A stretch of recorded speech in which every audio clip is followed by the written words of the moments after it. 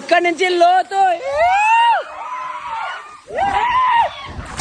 Hello బడి, successful గా 2 అసైన్మెంట్లు కంప్లీట్ చేసి అలా బయట లంచ్ చేసుకుని ఈ ఎండలకు తట్టుకోలేక ఒక జ్యూస్ కొట్టేసి ఇంకా మన బండికి ఛార్జింగ్ పెట్టడానికి అయితే పాయింట్ కి అయితే వెళ్ళిపోయాము. ఈ బండికి ఛార్జింగ్ కావాలంటే గంట సేపు అయితే టైం పట్టుద్ది. ఆ ఎండకి గంట సేపు అక్కడ ఉండలేక మాల్ కి అయితే స్టార్ట్ అయిపోయాను.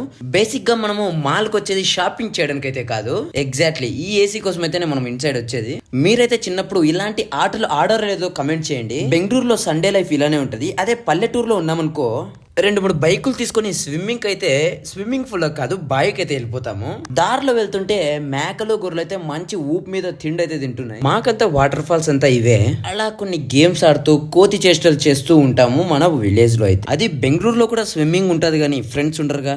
అలా మన పని మనం చేసుకుంటూ 1, 2, 3 ఇలా కొన్ని ఆర్డర్స్ అయితే ఇచ్చేసి ఈ వీక్ నా అర్నింగ్ చెక్ చేస్తే 4200 అయింది. అర్నింగ్స్ చూపించాగా పార్ట్ 2 అని కామెంట్ చేయండి. ఎక్స్పెన్సెస్ కూడా చూపిస్తా.